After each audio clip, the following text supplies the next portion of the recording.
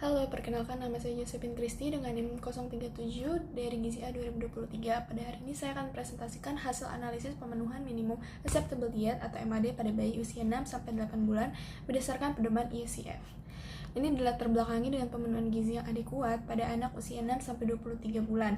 Dengan indikator yang digunakan adalah minimum acceptable diet yang harus memenuhi standar dari minimum dietary diversity, minimum meal frequency, dan minimum milk feeding frequency. Berikut adalah rumusan masalahnya.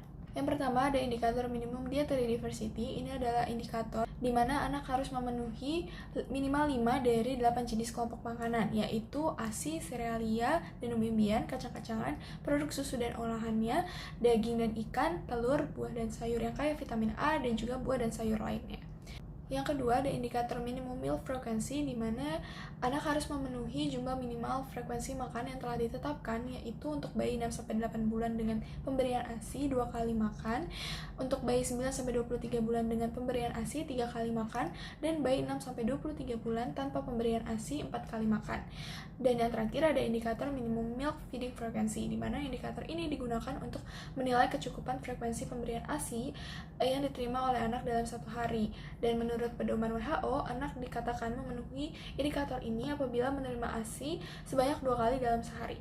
Berikut adalah hasil food recall dari bayi bernama Gaisan Rafasya Firdaus yang lahir pada 9 April 2025 dengan usia 6,5 bulan. Lalu untuk analisis indikator MDD, pada hasil recallnya diketahui bahwa anak memenuhi 7 dari 8 jenis kelompok pangan yang ada pada indikator minimum dietary diversity. Dan berdasarkan hasil ini diklasifikasikan pada kelompok pangan ASI, serealia, daging dan ikan, sayur dan buah kaya vitamin A, produk susu, telur, dan sayur dan buah lainnya.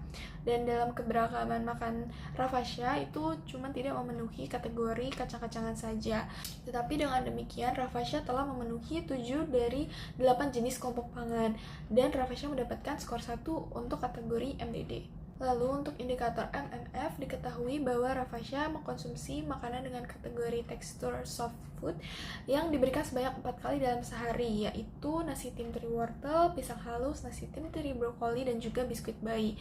Dan jenis makanan yang diberikan ini sesuai dengan kemampuan makan Rafasya yang berusia 6,5 bulan. Dengan frekuensi pemberian makanan ini juga menunjukkan bahwa bayi mendapatkan MPASI secara teratur di sela waktu menyusuinya. Dan dengan demikian pada indikator MMF Rafasya mendapatkan skor 1. Yang berikutnya untuk indikator MMFF diketahui bahwa Rafasya itu masih mendapatkan ASI yang rutin, yaitu pada pagi hari, siang, dan juga malam, dengan frekuensinya sebanyak 9 kali dalam sehari. Dan ini menggambarkan pola menyusui yang teratur dan juga sesuai dengan kebutuhan Rafasya. Dan menurut pedoman WHO itu, bayi 6-23 bulan itu sebaiknya disusui minimal 2 kali dalam sehari. Dengan Rafasya yang mengkonsumsi ASI sebanyak 9 kali, diketahui bahwa Rafasya mendapatkan skor 1 untuk indikator MMFF. Lalu untuk indikator MAD atau minimum acceptable diet diketahui dari 3 indikator lainnya tadi itu sudah terpenuhi. Berarti Rafasya mendapatkan skor 3 untuk indikator MAD, di mana ini hasilnya adekuat. Yang berarti Rafasya telah memenuhi kriteria minimum acceptable diet. Dan ini menggambarkan pola pemberian makan yang dilakukan oleh ibu sudah sesuai dengan anjuran dari Infant and Young Child Feeding Guideline. Lalu untuk rekomendasinya, karena bayi sudah memenuhi 3 kategori tadi, ibu hanya perlu untuk tetap mempertahankan dan meningkatkan agar lebih optimal lagi. Nah, ibu juga disarankan untuk memberikan ASI secara rutin hingga usia 2 tahun atau lebih. Dan juga mungkin bisa menambah untuk mengkonsumsi kelompok pangan kacang-kacangan. Untuk kelebihan dan juga kekurangan dari metode ini, yang pertama kelebihannya itu berbasis bukti ilmiah karena dilakukan oleh WHO dan UNICEF berdasarkan hasil penelitian global. Lalu dia bisa mendorong pemberian ASI eksklusif selama 6 bulan pertama dengan dilanjutkan pemberian MPASI dengan tetap menyusui hingga usia 2 tahun atau lebih, dan juga membantu pencegahan masalah gizi karena ICF ini juga berperan dalam mencegah stunting, wasting, dan juga underweight. Tetapi kekurangan ini ketergantungan pada pelaporan ibu dan juga orang tua yang dipengaruhi oleh ingatan dan juga kejujuran yang bisa beresiko pada bias atau under reporting maupun over reporting.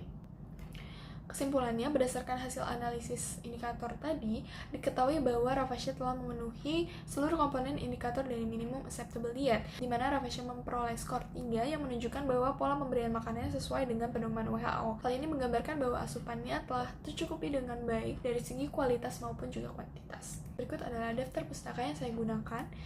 Sekian dari saya, terima kasih.